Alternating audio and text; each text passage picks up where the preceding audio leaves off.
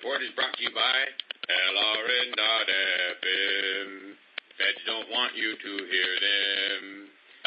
Back to my dancing here. It's not really very good dancing, but that's my small solidarity with the people in Washington, D.C. who will be protesting at the Jefferson Memorial this Saturday.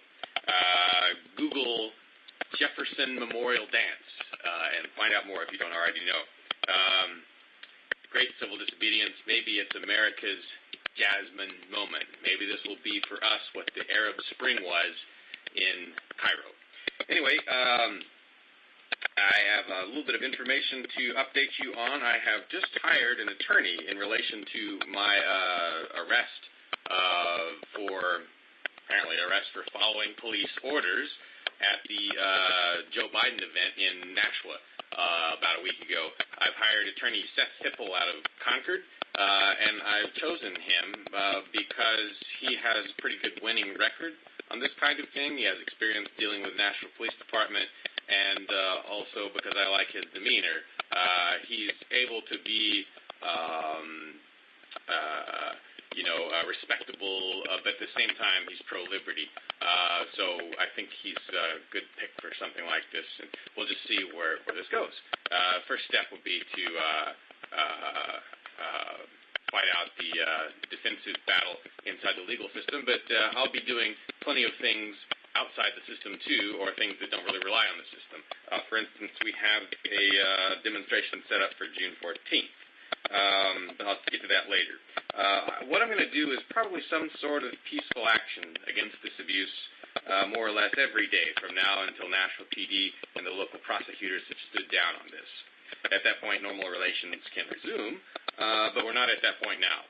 This is the conflict part. You can help me in this conflict by looking at the video script down there.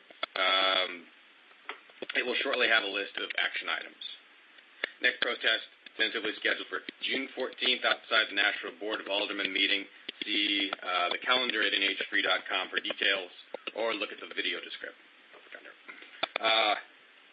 Remember, I am one of Nashville's top fans, and I have defended this wonderful place against many scurrilous verbal attacks, and that's why it's so important to me that this awesome city not fall victim to questionable police activity.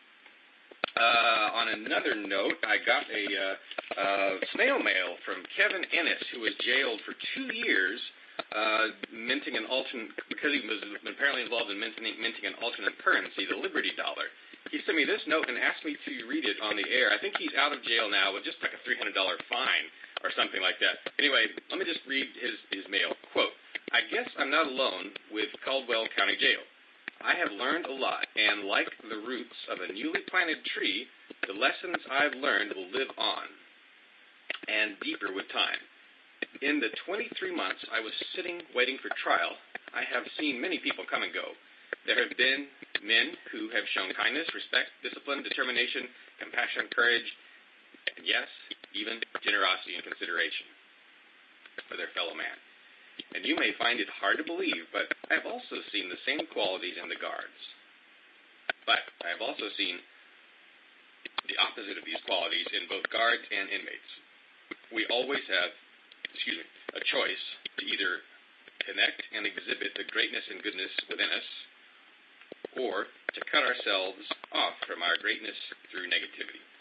The power to change the course of our lives is found in the simple act of honoring this moment, of honoring this breath. Like the atom, the smallest of things, such as showing genuine kindness to another, has tremendous power to change the world. Do I need to complain because others complain? Do I need to be selfish because others are selfish? Do I need to be angry because the other man is angry? There is another way to live courageously with higher values as my guide, to find love within the reality of each moment, to allow my roots to grow deeper. It takes courage to be different, to do the right thing, but most people will respect you for it, and more importantly, you will respect yourself. Inner peace will then be your constant companion no matter where you go. Starting with the boldness and determination to allow our better self to shine, we can begin to see our differences and hardships not as obstacles to fight against or as enemies to defeat, but as helping forces that life provides us in order to make us shine brighter and be more at peace with the universe. It is like working out. When the routine is more difficult, we get more exercise and more results. Hardship becomes opportunity in disguise. That makes us stronger. That propels us toward our goal faster. A sweet joy in living is found when we are simple in thought and in action, patient with both our friends and our enemies, and compassionate toward ourselves. We can be like the lilies of the field as they grow. They neither toil nor spin, yet the simple glory of each far surpasses that of any wealthy man. Cherish each moment. Cherish each breath you are given, and discover the infinite bliss within you that you are born to experience. Seek out and work with others who also long for lasting fulfillment, and leave the past behind.